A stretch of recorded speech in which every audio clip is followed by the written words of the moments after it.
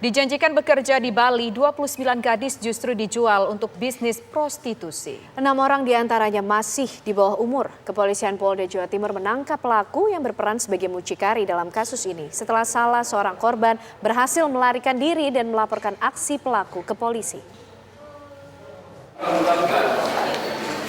Tersangka yang dipanggil Mami tak berkutik saat digelandang petugas Subdit Renakta di Treskrimum Polda Jawa Timur. Tersangka yang berasal dari Lumajang, Jawa Timur diamankan karena melakukan tindak pidana perdagangan orang terhadap 29 wanita yang dijual untuk bisnis prostitusi. Mami menggunakan media sosial untuk merekrut para korbannya.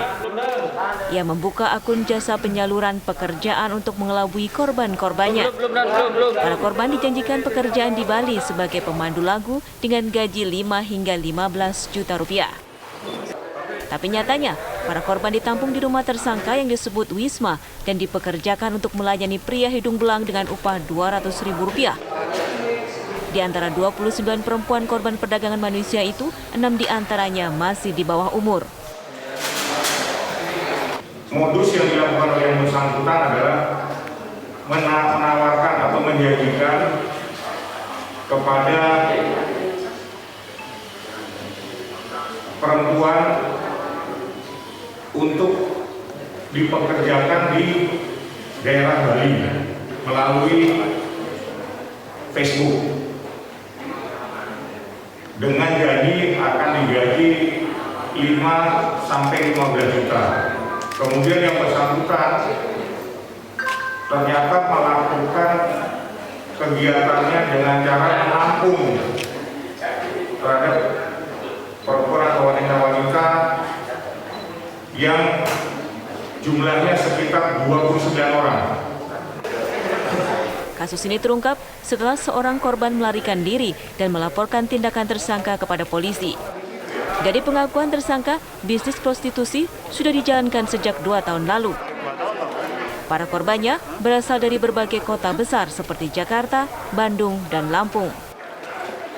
Dari Surabaya, Jawa Timur, Samsul Huda, TV One mengabarkan. Lantas bagaimana perkembangan kasus perdagangan 29 perempuan muda di Surabaya, Jawa Timur, pemirsa? Kita akan berbincang dengan Kabid Humas Polda Jawa Timur, Kombes Pol Gatot Repli Handoko. Selamat sore, Pak Gatot. Selamat sore, Mbak Ken. Salam sehat selalu. Pak Gatot, kita ingin tahu bagaimana perkembangan kasus ini. Apakah mungkin ada tersangka lain selain Mami?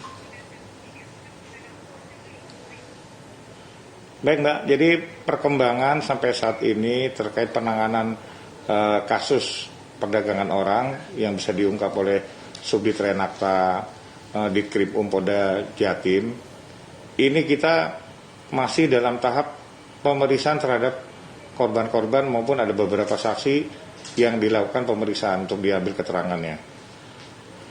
Demikian Mbak Ren. Awal kasus ini bisa terungkap seperti apa Pak Gatot? Informasinya ada laporan dari salah satu korban. Baik Mbak, jadi seperti yang tadi disampaikan bahwa sekitar tanggal 15 November 2021 itu ada salah satu dari 29 korban perdagangan orang itu yang melarikan diri dari Wisma milik Mami Ambar. Ya. Itu dia lewat tembok belakang daripada Wisma itu Mbak. Kemudian memesan travel, sempat dia mintanya ke Jakarta, tapi oleh drivernya dibawa ke Surabaya dan diturunkan di gang, salah satu gang yang ada di Surabaya. Kemudian yang bersangkutan minta tolong kepada warga yang ada di situ. Kemudian oleh warga dibawa ke ketua RT, oleh ketua RT dilaporkan ke Polrestabes Surabaya. Kemudian oleh Polrestabes Surabaya dan Direktorat Krimum Polda Jatim dilakukan pengembangan. Kemudian tim melakukan penangkapan dan penggerebekan terhadap lokasi Wisma milik daripada Mami Ambar itu yang ada di daerah Lumajang. Di situ diketemukan 29 termasuk yang tadi melapor, 28 dan diantaranya barang bukti itu ada kartu keluarga. Setelah dicek kartu keluarga ternyata 6 itu anak di bawah umur. Oleh sebab itu yang bersangkutan diamankan dan kami masih kembangkan apakah yang bersangkutan itu bekerja sendiri atau ada pihak-pihak lain yang turut bekerja sama dalam perdagangan orang ini. Ya. Pak, ini kita ingin tahu selama berada di dalam Wisma Mami Ambar itu, perlakuan seperti apa yang didapati oleh ke-29 gadis muda tersebut, Pak? Apakah mereka mungkin diperlakukan tidak baik sehingga mereka ternyata sadar salah satu di antaranya ini akan diperjualbelikan?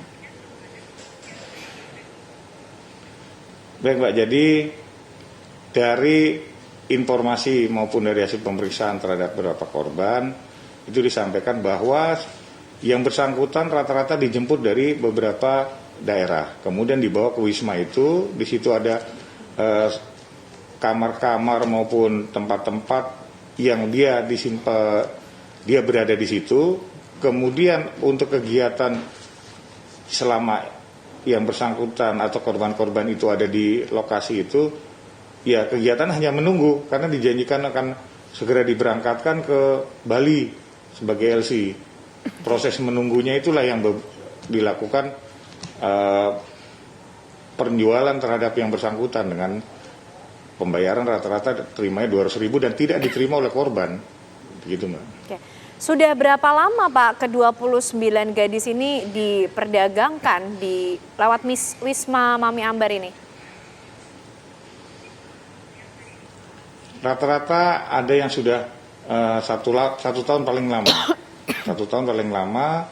Namun kita masih mendalami apakah ada perempuan-perempuan lain yang sebelumnya itu sudah ada di situ atau sudah ada yang diberangkatkan atau yang juga sudah melarikan diri dari lokasi itu.